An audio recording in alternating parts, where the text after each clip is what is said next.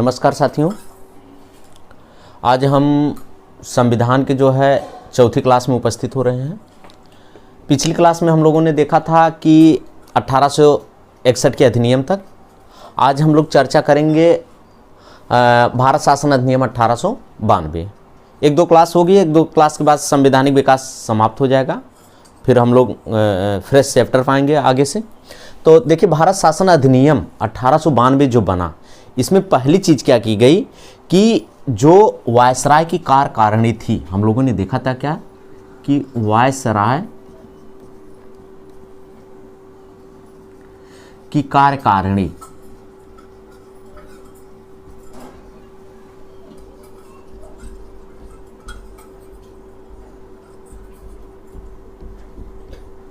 पहली चीज इसमें जो की जा रही है, वायसराय की कार्यकारिणी में गैर सरकारी सदस्यों की संख्या में वृद्धि की गई। पिछली बार हम लोगों ने देखा था, इसकी पिछली क्लास में क्या किया गया था कि वायसराय की कार्यकारिणी जो थी उसमें गैर सरकारी सदस्यों की नियुक्ति की जा रही है, लेकिन इसमें क्या की जा रही है कि गैर सरकारी सदस्य जो हैं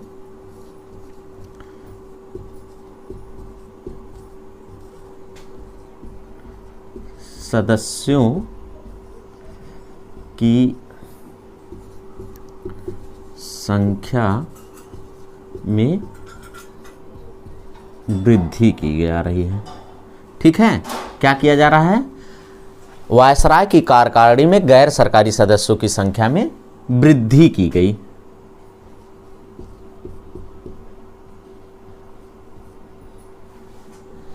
एक पॉइंट इसमें होता है। दूसरा देखिए क्या होता है, अगर हम दूसरे पॉइंट की बात करें, दूसरे पॉइंट की बात अगर करते हैं, वार्षिक बजट जो गवर्नमेंट का हो रहा है, वार्षिक बजट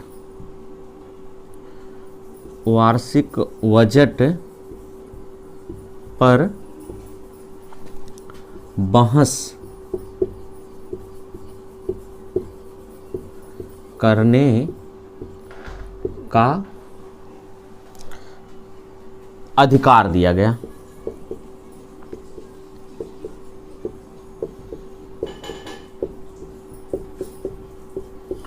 लेकिन एक चीज है, अधिकार तो दिया जा रहा है, लेकिन इसमें क्या किया, एक केवल नाम मात्र का एक छलवा है। छलवा किस तरीके से, देखिए, इसमें ना तो ये पूरक प्रश्न पूछ सकते हैं, पूरक प्रश्न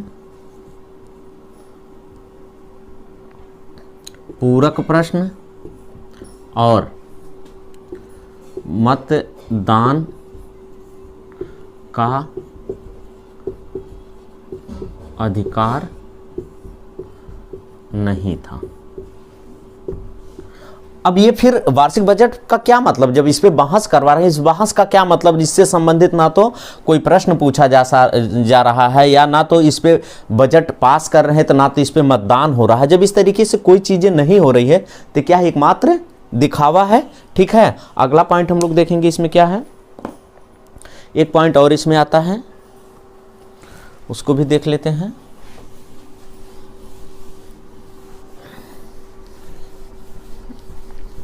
तीसरा पॉइंट जो इसमें आता है वो क्या आ रहा है कि पहली बार अप्रत्यक्ष शासन प्रणाली की नींव पड़ रही है। अप्रत्यक्ष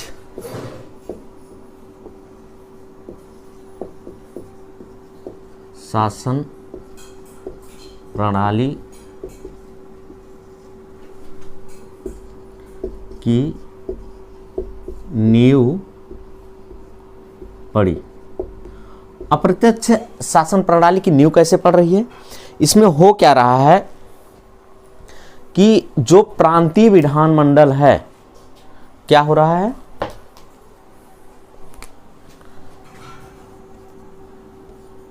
प्रांतीय विधान मंडल के सदस्य, इसके सदस्य जो हैं जिला बोर्डों से, विश्वविद्यालयों से, नगर पालिकाओं से अप्रत्यक्ष रूप से क्या हो रहे हैं, चुनकर आ रहे हैं। क्या मनोनीत कह सकते हैं। यहाँ से इसके जो सदस्य हैं क्या हो रहे हैं, जिला बोर्ड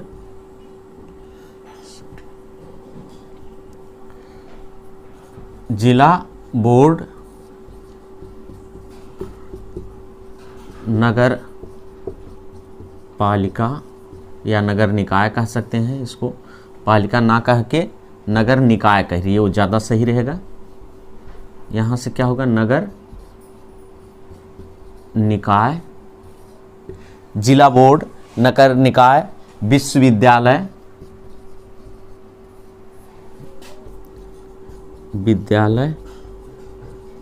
से मनोनीत होके आ रहे हैं।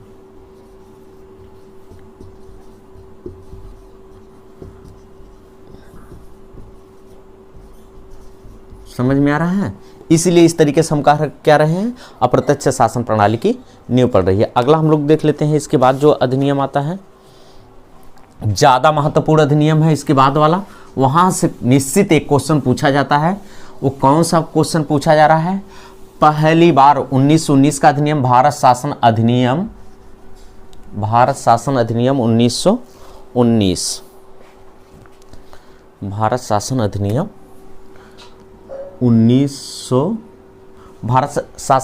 1909, 9 के बाद 19 हम पढ़ेंगे, 1909। देखिए इसको हम क्या कहते हैं कि भारत शासन अधिनियम 1909 को मार्ले मिंटो सुधार भी कहा जा रहा है। क्या कहा जा रहा है इसे? मार्ले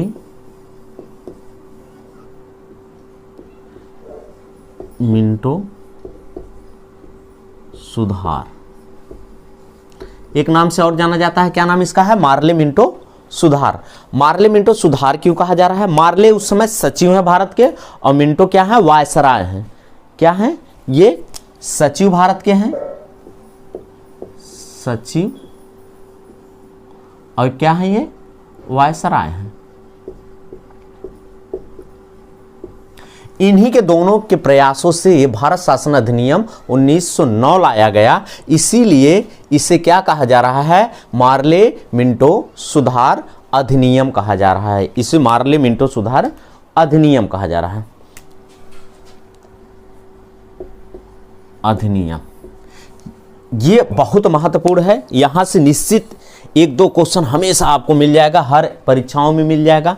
पहली चीज क्या इसमें की जा रही है? पहला जो सबसे महत्वपूर्ण क्वेश्चन है कि वायसराय की कार्यकारिणी में गैर सरकारी सदस्यों की संख्या में वृद्धि की जा रही है। लेकिन वृद्धि जो की जा रही, पहली बार किसी भारतीय को क्या किया जा रहा है? वायसराय की कार्यकारिणी में शामिल किया जा रहा है। जो वायसराय की कार्यकारिणी में शामिल किया जा रहा है वो कौन है? पहली बार जो एक भारतीय है, उस भारतीय का नाम अगर हम बात करें तो एसपी सिन्हा, एसपी सिन्हा। इसको ध्यान से ये करिए, यस, ये बहुत वेरी वेरी इंपॉर्टेंट क्वेश्चन है। एसपी सिन्हा, एसपी सिन्हा को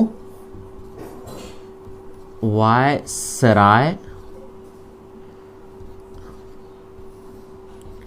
की कार्यकारिणी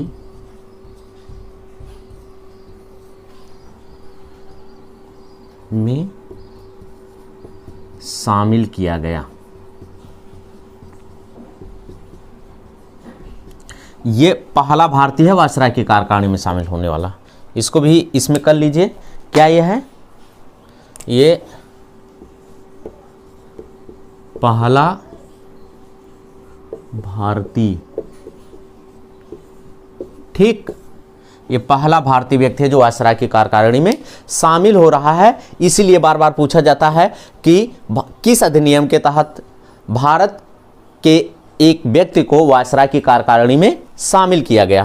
तो अधिनियम हो जाएगा 1909। वह कौन सा व्यक्ति है जिसे वायसराय की कार्यकारिणी में शामिल किया गया? भारतीय व्यक्ति। कौन? एसपी सिन्हा। एक क्वेश्चन और यहीं से बनता है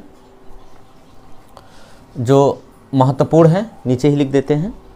ये बहुत महत्वपूर्ण क्वेश्चन ये भी है। ये क्या महत्वपूर्ण है? नंबर 2, मुसलमानों को अलग से प्रतिनिधित्व दिया जा रहा है। क्या किया जा रहा है?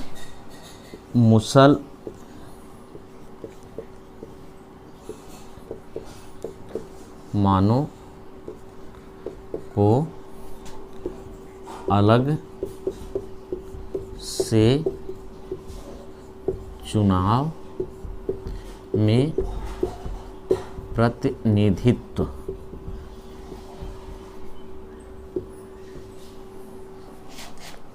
प्रतिनिधित्व दिया गया। या हम कह सकते हैं क्या किया जा रहा है, मुसलमानों को, ये मुसलमान हैं पहली बार, यही देखिए भारत को बांटने और राज्य करने की नीति यहीं से कह सकते हैं प्रत्यक्ष रूप से दिखाई दे जा रही है। भारत बांटो और राज्य करो की नीति किसकी है, ये बहुत बार ये पूछा जाता है। बांटो और राज्य करो, कभी कभी चर्चा होती है, आप लोग सुन भी लेते होंगे कि बांटो और राज्य करो की नीति, अंग्रेजों की तरफ बांटो और राज्य करो की नीति अपना रहे हैं। कर्जन, लॉर्ड कर्जन क्या है, बांटो और राज्य करो, बांटो और राज्य करो की नीति। बांटो और राज्य करो की नीति किसकी हो रही है, कर्जन की हो रही है। इसी कर्जन की नीति को मार्ले मिंटो सुधार क्या कर रहे हैं, आगे बढ़ा रहे हैं। और आगे बढ़ाते हुए क्या कर रहे हैं कि मुसलमानों को अलग से चुनाव में प्रतिनिधित्व दिया जा रहा है। अब इसी को लेकर के भारत में मुस्लिम और हिंदू कह सकते हैं दो गुट, दो दिशा में दिखाई देंगे। इसी के लिए इसे एक चीज और कहा जाता है, सांप्रदायिक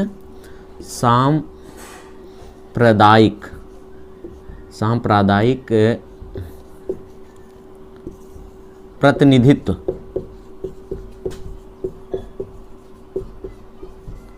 सांप्रदायिक प्रतिनिधित्व की शुरुआत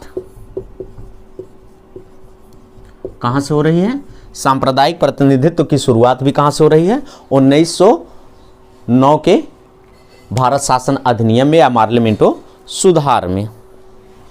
एक चीज और, पीछे हम लोगों ने इसके पहले वाले में देखा था कि 1892 में क्या था, बजट पर बहस करने का अधिकार दिया गया, लेकिन पूरक प्रश्न और मतदान नहीं कर सकते थे। लेकिन यहां पे क्या किया गया, चौथे नंबर पे हम देखें तो बजट पर पूरक प्रश्न पूछने का अधिकार दिया गया। पूरक प्रश्न पूछने का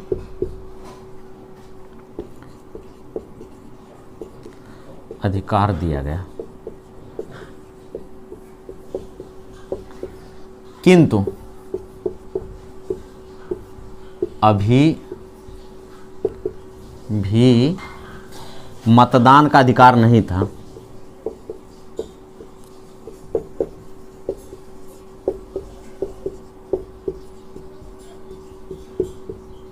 क्या किया गया, अभी भी मतदान का अधिकार नहीं दिया गया। इस तरीके से इसमें खास यही है। आगे हम लोग अगर देखें तो भारत शासन अधिनियम 1919, अगला हम लोग अगर देखते हैं क्या आता है, भारत शासन अधिनियम 1919। भारत शासन अधिनियम 1919, इसमें देखिए क्या खास बात है। भारत शासन अधिनियम 1919, इसको पहली बात हम मॉन्टेग्यू चेम्सफोर्ड सुधार भी कहते हैं। क्या कहते हैं,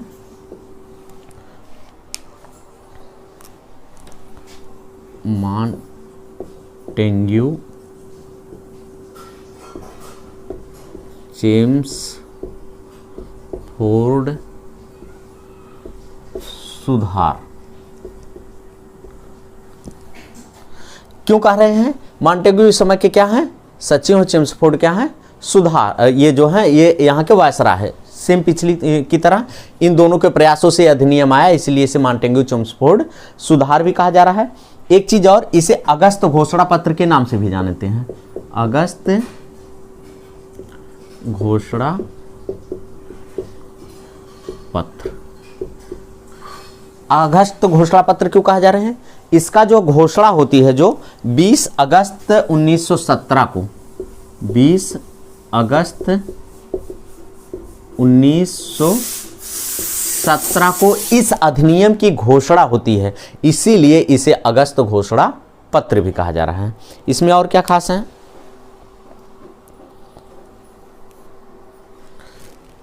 पहली चीज, इसमें केंद्रीय विधानमंडल को द्विसदनात्मक बनाया गया है। इसमें पहला पॉइंट अगर हम देखेंगे, केंद्रीय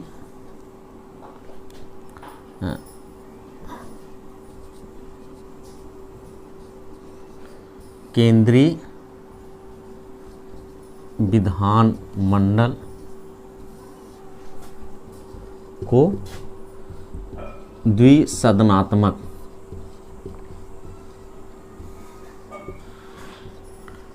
बनाया गया। द्विसदनात्मक क्या क्या है इसमें अब देख लेते हैं हम। द्विसदनात्मक क्या क्या है?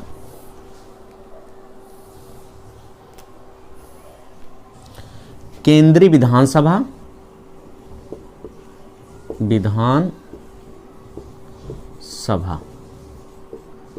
कौन सी विधानसभा? केंद्रीय विधानसभा एक है, और दूसरी जो है केंद्रीय राज्य परिषद। दूसरी क्या है?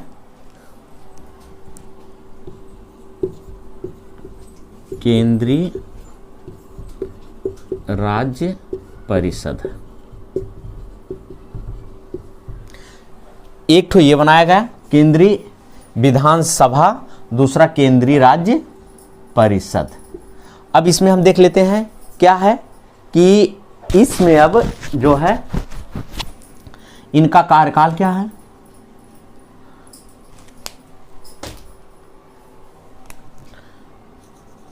कार्यकाल, इसका कार्यकाल जो है वो 3 वर्ष। कार्यकाल कितना है? 3 वर्ष है। इसके अलावा सदस्य संख्या हम देख लेते हैं।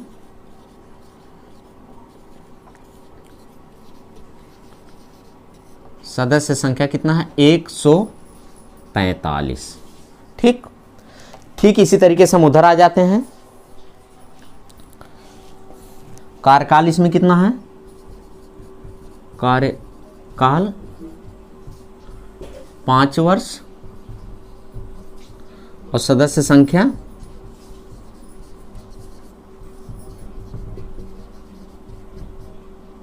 60। ठीक, इसमें एक चीज किया गया, केंद्रीय विधानमंडल को द्विसदनात्मक बनाया गया। एक का नाम रखा गया केंद्रीय विधानसभा, दूसरे का नाम रखा गया केंद्रीय राज्य परिषद। केंद्रीय विधानसभा का कार्यकाल 3 वर्ष रखा गया और इसके सदस्यों की संख्या 145 रखी गई, जबकि केंद्रीय राज्य परिषद के सदस्यों की संख्या 60 रखी गई और कार्यकाल उसका कितना किया गया?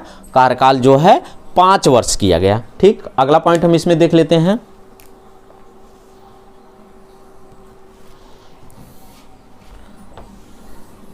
दो भागों में इसको बांट दिया गया।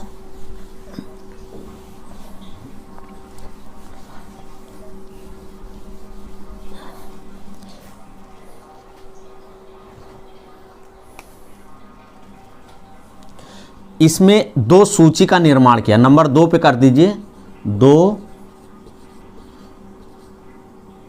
सूचियों का निर्माण। ये 2 सूची कौन कौन सी है? पहली जो आती है, पहली सूची की अगर हम बात करें तो वो कौन सी सूची आती है? केंद्रीय सूची।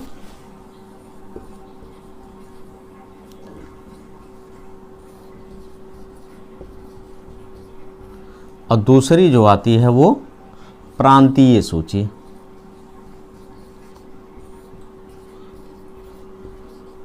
केंद्रीय सूची और प्रांतीय सूची, 2 सूचियों का इसमें निर्माण किया जा रहा है।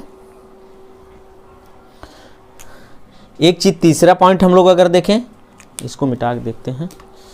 प्रांतीय विधानमंडल,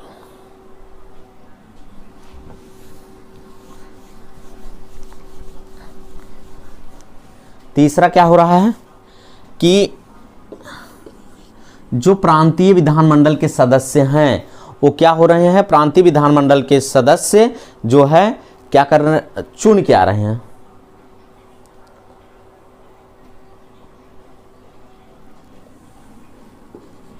प्रांतीय विधान मंडल के सदस्य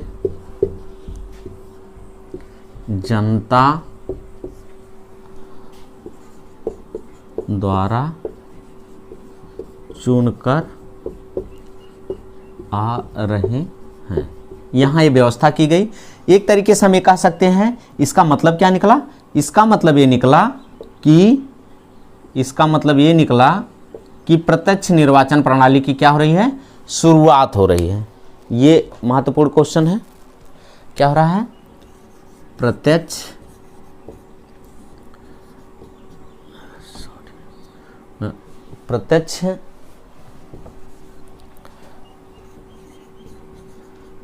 निर्वाचन प्रणाली की शुरुआत हुई।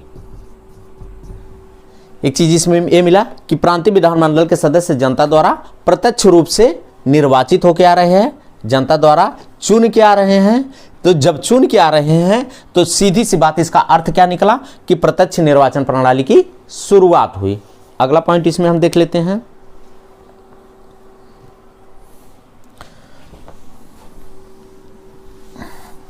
अगला जो है, इसमें जो है द्वैत शासन प्रणाली की शुरुआत हो रही है। क्या हो रहा है?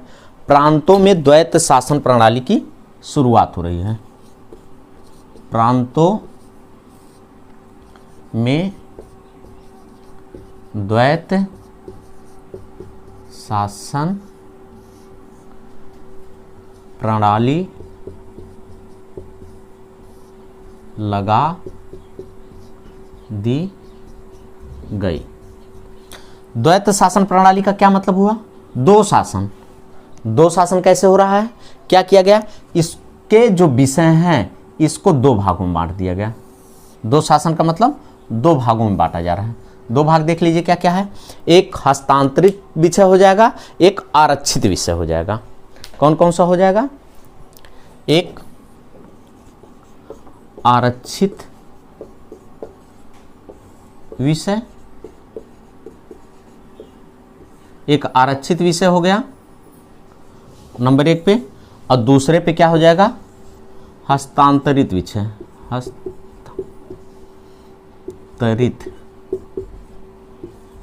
विषय।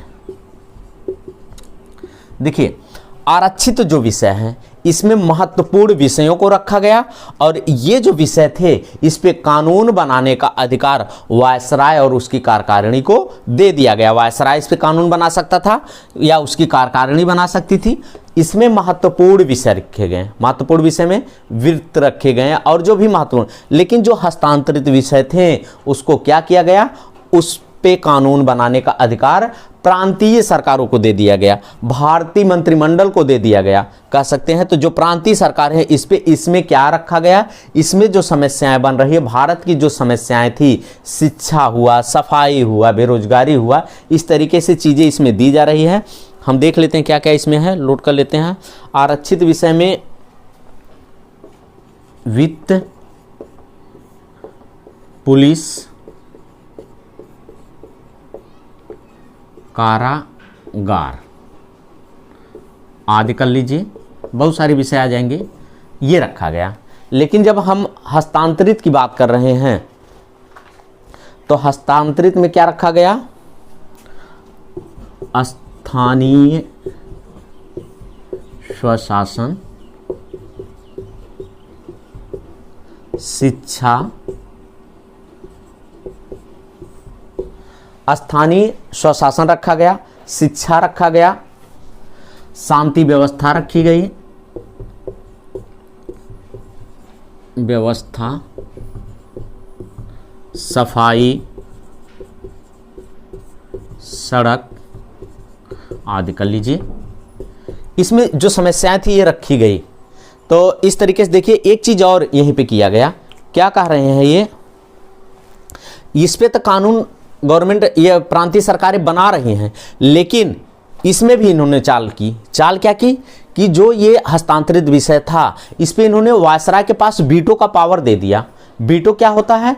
वीटो का मतलब ये हुआ कि वायसराय जब चाहे, जिस विषय पे चाहे, अगर उसको लग रहा कि इससे जो है कहीं ब्रिटिश गवर्नमेंट को समस्या अगर हो सकती है तो क्या करता था? वीटो का पावर प्रयोग करके उस कानून को रोक देता था। तो एक चीज इसमें और व्यवस्था की गई कि जो बहुत दुर्भाग्यपूर्ण था वो क्या था कि कह सकते हैं इसमें वायसराय को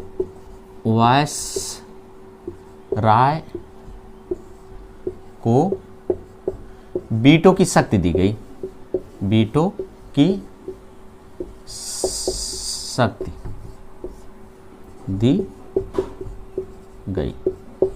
देख रहे हैं, ये जब भी लगता है कि अच्छा काम कर रहा, थोड़ा सा इससे भारत की स्थिति मजबूत होगी तो ये वीटो का प्रयोग कर देता था। तो ये भी इन लोगों की चालबाज थी, कहीं न कहीं से इस चालबाजी की वजह से ही और परेशान हुए। अब फिर आगे हम लोग देखेंगे क्या इसमें किया गया। एक चीज, ये जो द्वैत शासन प्रणाली है, थोड़ा सा इसके बारे में भी चर्चा कर लेते हैं। द्वैत शासन प्रणाली,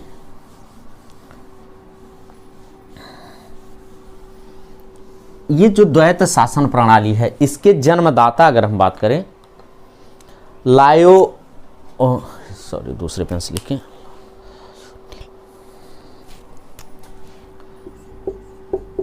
लायोनिल कार्टिस। लायोनिल कार्टिस क्या है? इसके जनक।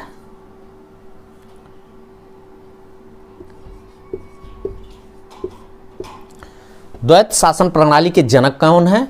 लायोनिल कार्टिस। लायोनिल कार्टिस इसके जनक है। एक चीज, जब ये विवादित होता है, क्या? द्वैत शासन प्रणाली जब ये विवादित होती है, विवादित होने पर एक कमेटी गठित की जाती है। उस कमेटी का नाम आप लोग जान जाइए, कहीं कहीं पूछा जाता है, मूडी मैन कमेटी। वो कौन सी कमेटी है? Moody man committee. विवादित होने पर मूडी मैन कमेटी का क्या हो रहा है? गठन हो रहा है।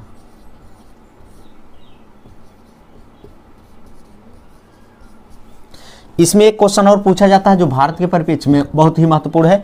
इसके जो एक सदस्य थे वो कौन से थे? भारत के बहुत ही कह सकते हैं प्रसिद्ध व्यक्ति थे, जिन्ना साहब। जिन्ना साहब इसके एक सदस्य बनते हैं। कौन बनते हैं? मोहम्मद अली जिन्ना इनका पूरा नाम है। जिन्ना साहब इसके सदस्य होते हैं। ठीक, तो पूछा जाता है मूडी मैन कमेटी में नाम दे दिया जाएगा जिसमें एक जिन्ना नाम भी दे दिया जाएगा। तो हमको ये जानना है कि जिन्ना साहब भी क्या होते हैं? इसके एक सदस्य इस मूडी मैन कमेटी के होते हैं। एक चीज और इसी में देखिए क्या किया गया। अब प्रांतों में अगर द्वैत शासन मिल रही है तो एक चीज क्लियर हुआ कि प्रांतों को क्या किया गया? कहीं न कहीं से आंशिक स्वायत्तता मिल गई। कुछ विषय तो कानून बना सकते हैं, जहां बिल्कुल नहीं बना पा रहे थे अब तो कुछ विषय बना रहे हैं। तो एक चीज यहां और क्लियर हो गया। क्या हो गया? प्रांतों को आंशिक स्वायत्तता मिली। प्रांतों को क्या मिला है? प्रांतों को आंशिक स्वायत्तता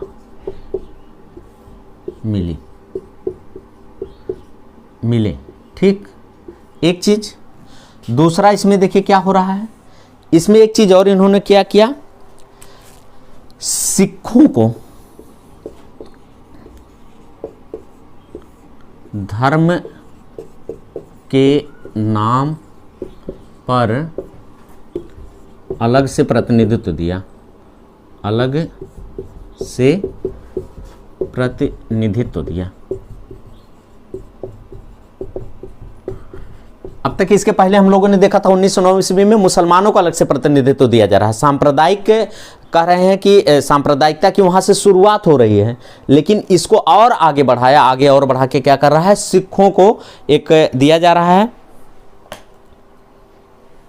अगला क्या किए इन्होंने, इंग्लैंड में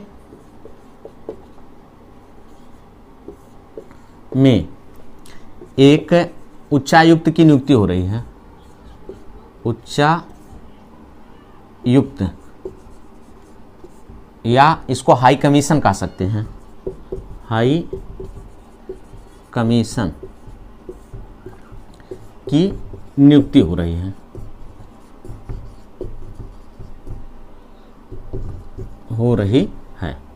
ठीक। अगला पॉइंट इसमें एक चीज और बनती है,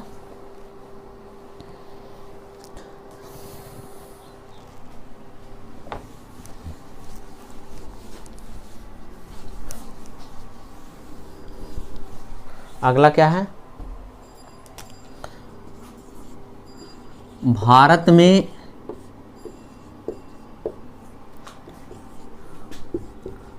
लोक सेवा आयोग, दूसरा का कह सकते हैं महालेखा परीक्षक,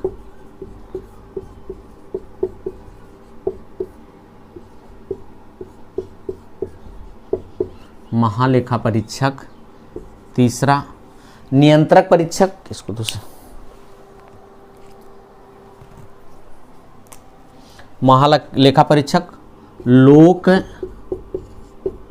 लेखा समिति,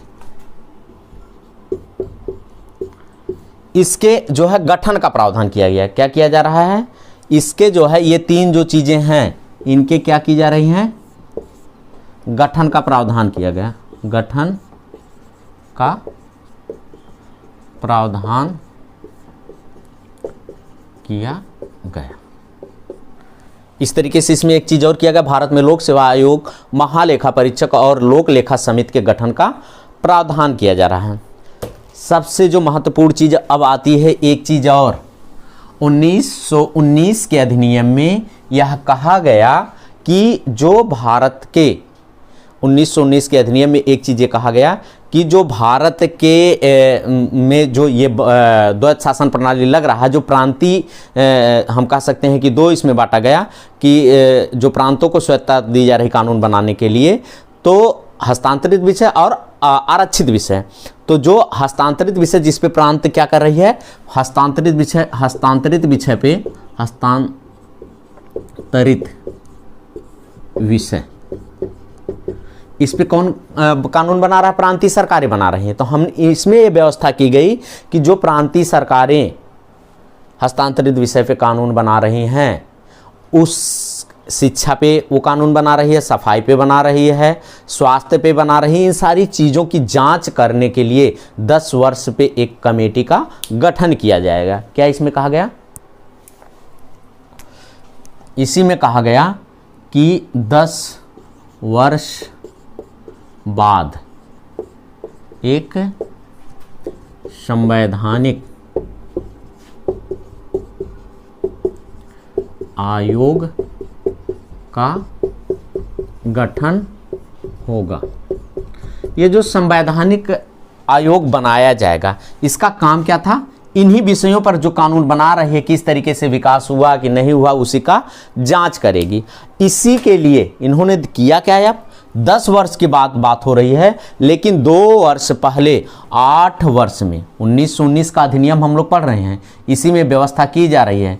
कब, 10 वर्ष बाद, 10 वर्ष बाद मतलब 29 में आएगा, लेकिन ये क्या कर रहे हैं 8 वर्ष बाद, यानी कि 2 वर्ष पूर्व क्या किए, इस संवैधानिक आयोग का क्या कर रहे हैं, गठन कर रहे हैं। अब जब संवैधानिक आयोग का गठन कर रहे हैं तो हल्ला मचना शुरू हो गया। ये जो संवैधानिक 2 वर्ष पूर्व जो है गठन कर रहे हैं किसका, संवैधानिक आयोग का। दूसरी चीज जो ये गठन कर रहे हैं, इसके जो सदस्य हैं वो क्या हैं कि सदस्य इनके जो हैं, कितने सदस्य थे, 7। जो इनके सदस्य हैं ये सभी क्या हैं, अंग्रेज हैं।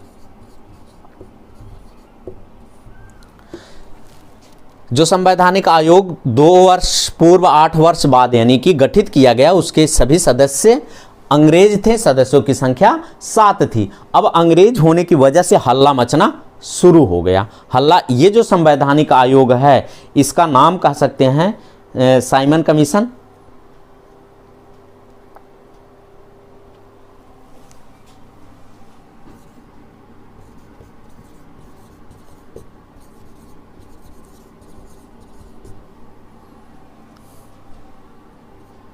ठीक, यही कमीशन है। इसी का अब जगह जगह पे विरोध होना शुरू हुआ। तो लाहौर में एक चीज और आती है यहीं पे, लाहौर में इसका विरोध कौन कर रहा है? लाला लाजपत राय। कौन कर रहे हैं? लाला लाजपत राय। इसी आयोग का, जो ये आयोग गठित हुआ साइमन कमीशन,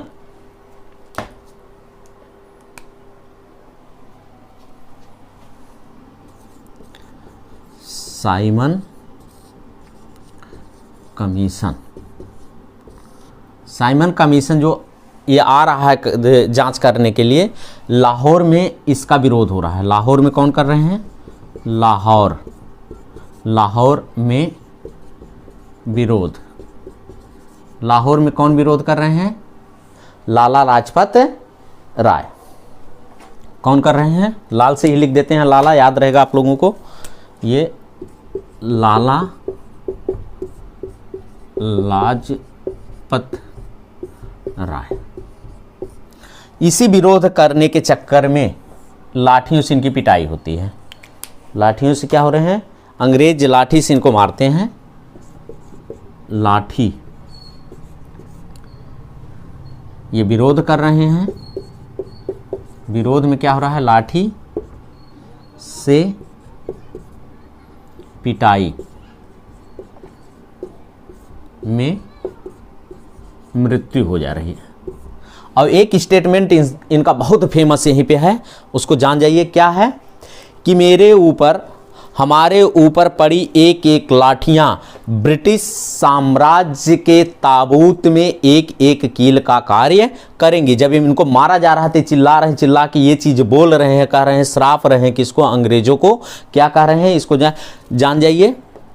साइमन कमीशन, ये देखिए साइमन कमीशन जो नाम पड़ा था इसको भी जान जाइए कि जॉर्ज साइमन इसके अध्यक्ष हैं। इसलिए इन्हीं के नाम पे जो 7 सदस्यीय कमेटी गठित की गई है, इसके जो अध्यक्ष थे साइमन कमीशन के, क्या थे? George Simon. जॉर्ज साइमन अध्यक्ष। इन्हीं अध्यक्ष के नाम पे क्या हो रहा है? इनका नाम, इस कमेटी का नाम साइमन कमेटी पड़ रहा है। इसमें टोटल संख्या हमने बताया था कितनी संख्या थी? 7। संख्या कितनी थी? 7, जिसमें कि एक अध्यक्ष, 6 सदस्य। ठीक है। लाला लाजपत राय जो हैं, इनका स्टेटमेंट बार बार पूछा जा रहा है, इसको आप याद कर लीजिए। ये क्या कह रहे हैं? कि हमारे ऊपर पड़ी एक एक लाठियां ब्रिटिश साम्राज्य के ताबूत में, हमारे ऊपर पड़ी एक एक लाठियां ब्रिटिश साम्राज्य के ताबूत में एक एक कील का कार्य करेंगी। जब इनको लाठी पड़ रही है, ये तड़फ रहे हैं, उस समय उनकी आवाज़ से मुख से आवाज़ आ रही है। तो ठीक है, इस क्लास में हम यहीं तक देखते हैं। अगली क्लास में फिर हम आगे मिलते हैं। धन्यवाद।